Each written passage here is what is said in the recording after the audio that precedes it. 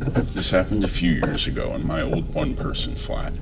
I had a strange feeling that something wasn't right for a few days. Like, I was sure that food in the fridge was less than I put back the last time. I found pillows from my couch on the floor, stuff like that. I lived alone back then, so there wasn't anyone else with access to my flat, or so I thought. Well, one night I woke up around 1 in the morning, sweating, and even though I didn't remember, I was sure I awoke from a nightmare. Since I was drenched in sweat, I decided to take a shower, so I put my phone up in the bathroom for music, turned on the water, and enjoyed my shower. A few minutes in, I heard the door move. I never closed it, but it still never moves. I took a look at the shower curtain and saw a shadow against it. And a look at my phone confirmed that someone was there, since I could clearly see a reflection on my screen that showed someone standing next to the shower curtain. It took me a lot not to scream and to keep acting like I didn't notice anything while silently taking the shower head off the holding and turning the water all the way to hot. I am still kind of impressed with my quick thinking. Our water got really hot when you cranked it all the way to hot, and a few seconds later steam was raising and the water hurt my feet flowing to the drain. I turned around, ripped the shower curtain open, and held the shower head right at the person behind. It was a woman. She screamed in pain, and I whacked her in the face with the shower head and jumped out of the shower and ran to the door, taking the key out of the lock and locking it close behind me. A little later, she started to bang on the door, but the door didn't give. Thank God for German quality work. I called the cops and went to the kitchen to get my big kitchen knife just for safety. I felt like my throat was closing up when I saw it was missing and realized there's only one place where it could possibly be right now. The police came and arrested the woman, who turned out to have been the former person living in the flat and was evicted for not paying rent. Seems she made a copy of the key and came into the flat when I was at work and sometimes at night. It's possible that what woke me up in the first place was her, and honestly, I don't even want to think about it. Ever since then, I always insist that the locks are changed when I move into a new place.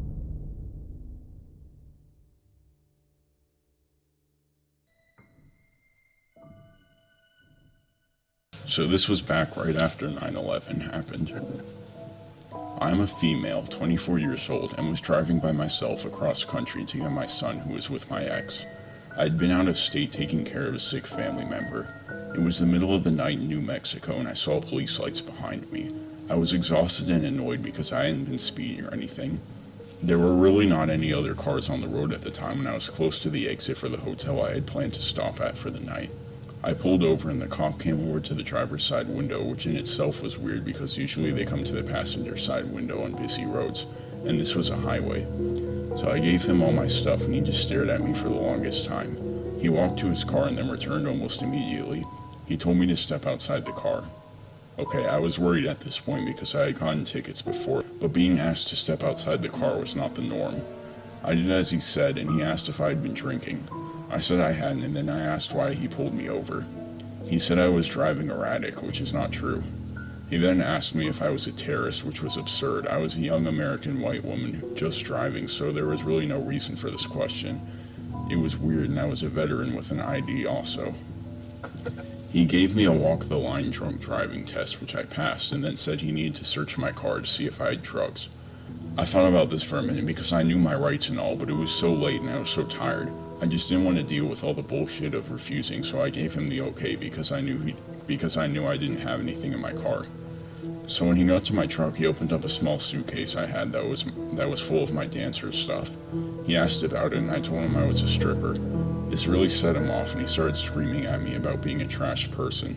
This pissed me off and I started looking around at my situation. I was alone for the most part with this weird guy, and every once in a while a car would pass by, but for the most part the roads were empty. It was the middle of the night and I didn't have anything on myself to protect myself, and he had a gun. He told me then that I needed to walk back into the tree line that was next to the road. I stared at him and said no. I demanded he call for backup and other officers come. He was thrown off by this.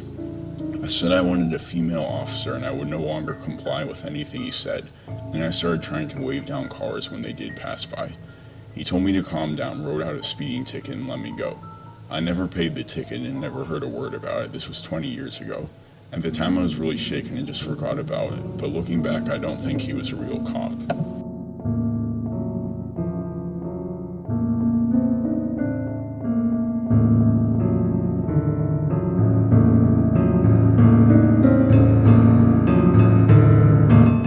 reference, my boyfriend is about 6 foot 3 inches and 275 to 300 pounds.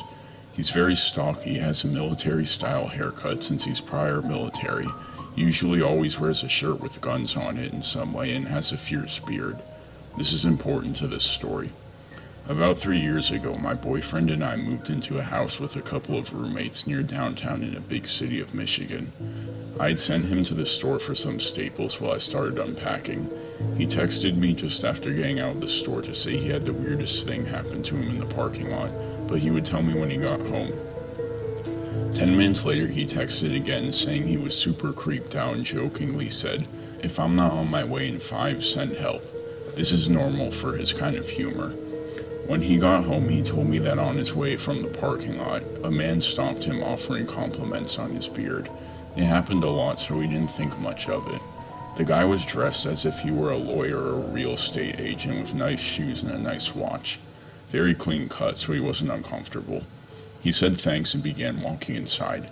The guy continued walking with him, asking where he was from, what he did for a living, and if he had kids or a wife. My boyfriend's gut lit up like fireworks, and after working in mental health, he knew to trust it.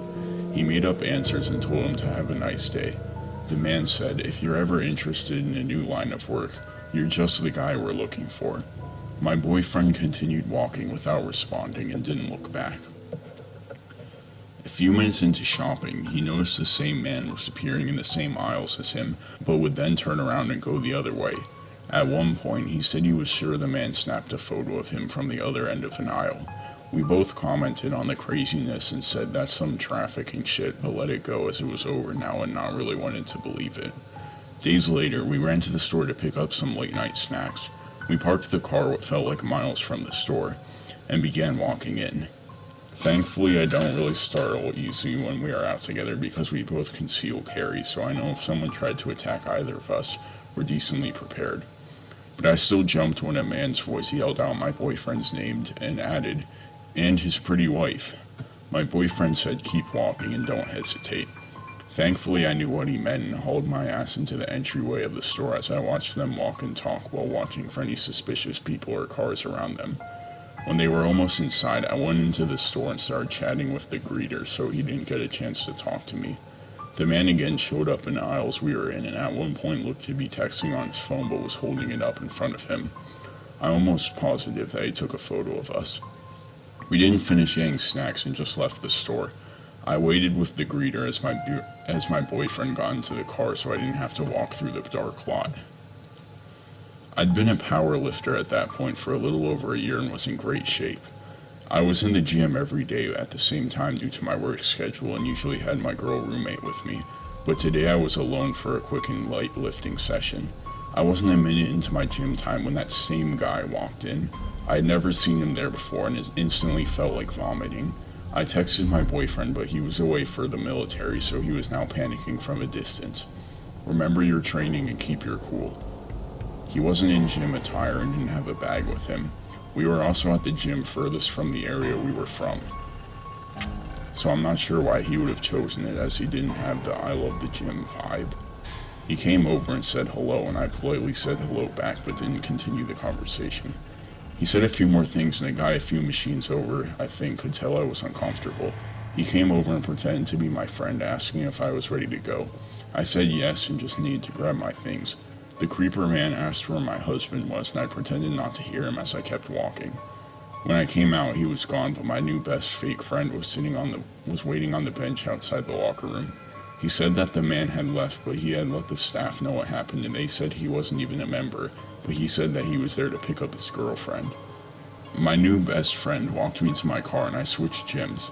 Thankfully, we live far, far away from the city and I've never encountered him again, and neither has my boyfriend. I honestly believe that they were trying to recruit him to make big money selling women, and that it was just a bonus woman to sell.